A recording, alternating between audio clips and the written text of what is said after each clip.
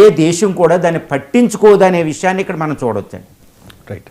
ఇక కృత్రిమ మేధలో Bharat దూసుకుపోతోంది. AI vibrancy ర్యాంకింగ్స్లో భారత్కు 3వ స్థానం వచ్చింది. రీసెంట్గా మనం చూసాం గూగుల్ భారీ పెట్టుబడులు పెట్టడానికి భారత్ వచ్చింది. విశాఖలో ఒక గూగుల్ ఏఐ హబ్ కూడా రాబోతున్న పరిస్థితి. చాలా కంపెనీలు భారత్కు క్యూ కడుతున్నాయి. మైక్రోసాఫ్ట్, అమెజాన్, ఇంటెల్ లాంటి సంస్థలు. కృత్రిమ మేధతో భారత్ అద్భుతం సృష్టిస్తుందా? చైనా, అమెరికాలను పోటీగా నిలుస్తుందంటారా భారత్? ఎస్ అండి. ఇప్పుడు యునైటెడ్ స్టేట్స్ ఆఫ్ అమెరికాలో ఉన్న స్టాన్ఫోర్డ్ యూనివర్సిటీ ఒక ఏఐ వైబ్రెన్సీ స్కోర్ అంటూ ఒక పెద్ద ర్యాంకింగ్ చిట్టా ఒకటి బయటపెట్టింది. ఈ ర్యాంకింగ్ ప్రకారం ఏంటంటే యునైటెడ్ స్టేట్స్ ఆఫ్ అమెరికా, చైనాల తర్వాత భారతదేశానికి 3వ స్థానం దక్కింది. 3వ స్థానం అంటే ఇది మాటలైన చిన్న విషయం కాదండి. ఎందుకంటే సింగపూరు, యుఏఈ, తర్వాత జర్మనీ, జపాను, యూకే, ఫ్రాన్స్ ఇలాంటి అత్యున్నత highly developed nation, OECD nations, western కంట్రీస్ని పక్కకు నెట్టేసి అమెరికా, చైనాల తర్వాత 3వ స్థానంలోకి వెళ్ళిపోయింది. ఏది ఆర్టిఫిషియల్ ఇంటెలిజెన్స్, కృత్రిమ మేధలోనండి. ఇది స్టాన్ఫోర్డ్ యూనివర్సిటీ ఇచ్చిన ర్యాంకింగ్స్ అనమాట. ఈ ర్యాంకింగ్స్ చెప్పాలంటే 42 ఇండికేటర్స్ని ప్రాతిపదికగా చేసుకుని 8 ఇష్యూలు చేసుకుని ఒక పెద్ద ఇండికేటర్ చాలా పెద్దగా తయారు చేసిన ఒక పెద్దదనమాట ఇది నివేదిక. దీని ప్రకారం చూస్తే మనకేంటంటే ఎడ్యుకేషను, డైవర్సిటీ, ఏఐ పాపులారిటీ కూడా. ఇప్పుడు ఏఐ చెప్పినా ఎంతో భయపడిపోతున్నారు. ఏఐ ఒపీనియన్ ఇండియన్స్ చాలా అందరూ భయపడతారు. ఏఐ వస్తే, కృత్రిమ మీద వస్తే ప్రపంచం ఏమైపోద్ది, రోబోట్స్ వస్తే ఏమైపోద్దని. కానీ భారతీయులు భయపడడం లేదంట.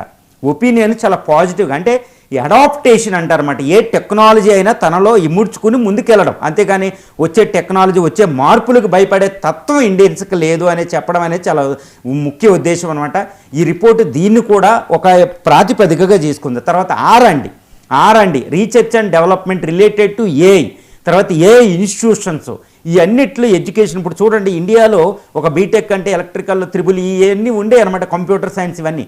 కానీ గత కొన్ని సంవత్సరాలు, 2 సంవత్సరాలుగా చూస్తే ఆర్టిఫిషియల్ ఇంటెలిజెన్స్, మిషన్ టూల్స్ అని, ఏఐఎంఎల్ అని, రోబోటిక్స్ అని, ఆర్టిఫిషియల్ ఇంటెలిజెన్స్ రిలేటెడ్గా ఒక టాప్ మోస్ట్ కోర్స్ ఈ సంవత్సరం మనం చూస్తే యూనివర్సిటీల్లో పీపుల్ బీటెక్లు జాయిన్ అవ్వడానికి స్టూడెంట్స్ వెళ్తుంటే దేనికంటే కంప్యూటర్ సైన్స్ కాదండి, triple E electrical and electronics కోర్సులు కాదు, ఏఐకి ఎక్కువ ప్రాముఖ్యత ఇస్తున్నారండి.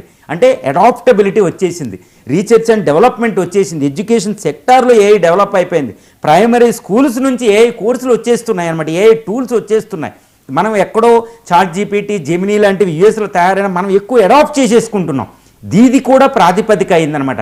తర్వాత ఇండియన్ గవర్నమెంటు ఏఐ రిలేటెడ్ గవర్నెన్స్కి రిలేటెడ్గా ఇండియా ఏఐ మిషన్ అని ఒకటి డెవలప్ చేసి కూడా మన ప్రధానమంత్రి గారు వెళ్తున్నారు. ఏఐ మిషన్ అనేది ఇండియా ఐటీ మినిస్ట్రీ అనేది మొదలుపెట్టింది. ఏఐ మిషన్ కోసం ఇన్ఫ్రాస్ట్రక్చర్ డెవలప్మెంటు, గవర్నెన్సు, కొత్తగా రూల్స్, కొత్తగా ఆర్&డి ఎలా డెవలప్ చేయాలి, యూనివర్సిటీలో కోర్స్ ఎలా ఉండాలి, ఎలా అడాప్ట్ చేసుకోవాలి, వీటన్నిటినీ చూస్తుందన్నమాట. ఒక మిషన్ మోడ్లో ఏఐని తీసుకెళ్తుందన్నమాట. ఇందుకే మనం యునైటెడ్ స్టేట్స్ ఆఫ్ అమెరికా, చైనాలను తలదన్నే విధంగా 3వ స్థానంలోకి వచ్చామన్నమాట. ఇది చాలా పెద్ద హయ్యెస్ట్ అచీవ్మెంట్ అండి నేను చెప్పేది. ఎందుకంటే అసలు ఇప్పుడు వరకు నేను ఎప్పుడు చెప్తూ ఉంటా, ఫస్ట్ ఇండస్ట్రియల్ రెవల్యూషన్ జరిగినప్పుడు మనం బ్రిటిష్ వాడి చేతిలో ఉన్నాం అనమాట పరిపాలనలో.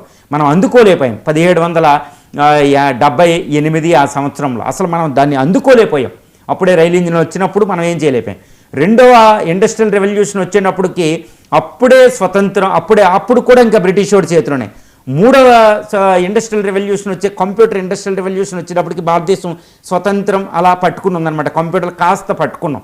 ఇక 4వ ఇండస్ట్రియల్ రెవల్యూషన్ వస్తుంది ఇప్పుడు, ఇండస్ట్రీ 4.0. ఇది మాత్రం మన ఇండియా మిస్ అవుతే మళ్ళీ ప్రపంచంలో సూపర్ పవర్ అయ్యే ఒక అద్భుతమైన అవకాశాన్ని మిస్ అయిపోతాం. Will miss the next resurgent India opportunity అనమాట. ఇలాంటిది మిస్ అవ్వడానికి లేదు. అందుకే ఇండియా గవర్నమెంట్ ఎంత ప్రయత్నం చేస్తుందంటే ఇటు చైనా, ఇటు United states of America, Germany, Japan ఇలాంటి గ్రేటెస్ట్ ఇండస్ట్రియలైజ్డ్ ఎకానమీస్తో మనం పోటీ పడుతున్నాం. ఇంకా అంత సామర్థ్యం రాకపోయినా కానీ ఇక్కడ గవర్నమెంట్ని, ఇండియన్ పీపుల్ని మనం మెచ్చుకోవాలండి. ఎంతటి డిటర్మినేషన్తో, ఎంతటి సంకల్ప బలంతో మనం ప్రయత్నం చేస్తున్నాం అనడానికే ఈ యుఎస్ స్టాన్ఫోర్డ్ యూనివర్సిటీ ఇచ్చిన ఈ ఏఐ వైబ్రెన్సీ స్కోర్లో మనం 3వ స్థానంలో రావడం అనమాట. ఇప్పుడు యునైటెడ్ స్టేట్స్ 76% స్కోర్ ఉంది. అదేవిధంగా చైనాకి 36.95 స్కోర్ వచ్చింది. బట్ ఇండియాకి 21 స్కోర్, బట్ థర్డ్ ప్లేస్కి వచ్చేసాం. ఒక అద్భుతం అండి ఇది, నిజంగా really one of the greatest moment for Indians. అంటే మనం టెక్నాలజీలో ఎంతటి అత్యున్నతమైన స్థానాలకి తర్వాత వెళ్ళబోతున్నాం అని సూచించేదనమాట. ఏ వచ్చిందంటే ఏ రిలేటెడ్, ఇప్పుడు చూడండి స్పేస్ చూసినా, మెడికల్ చూసినా, ఫార్మాస్యూటికల్ రంగం చూసినా, ఏ రంగం చూసినా ఏఐ మీద ఆధారపడబోతుంది. కాబట్టి ఏఐకి భయపడకుండా దాన్ని మనం డెవలప్ చేస్తున్నాం. ఇప్పుడు చైనా కూడా చాలా ఎంతటంటే యుఎస్ని తలదండి వెళ్ళిపోతుంది అనమాట. అంటే చైనాని యుఎస్ని అందుకునే విధంగా మనం వెళుతున్నాం, ఇండియా ముందు ఉంది అని చెప్పేదే ఇది పెట్టుబడిదారుల్ని, కంపెనీలు ఎక్కువ కూడా ఇక్కడ తీసుకుంటుంది. అందుకని చూడండి ఇప్పుడు బిల్ గేట్స్ అని, అదేవిధంగా సుందర్ పిచై, ఏఐ అని, మైక్రోసాఫ్ట్ అని, గూగుల్ అని, నివిదా అని కంపెనీలన్నీ మన ఇండియాకి క్యూ కట్టడానికి రీజన్ ఏంటి అంటే మనం ఎలాంటి ర్యాంకింగ్స్, ఎలాంటి తర్వాత ease of doing business rankings, data centres, infrastructure, people, market, demography ఇవన్నీ ప్రాతిపదిక అవుతున్నాయి. ఆ విధంగా మనం ఈ ర్యాంక్ అనేది one of the greatest moment for every Indian, especially for the Modi government అని చెప్పొచ్చు.